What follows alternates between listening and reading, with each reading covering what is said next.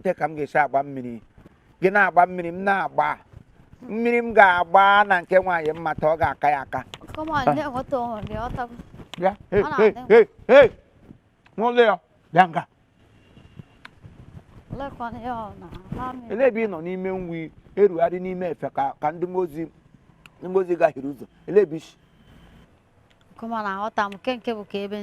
kenke ị na-aghọta ha ọ wee ebe ka isi kọwa isi ebe kenke na-aghọta ha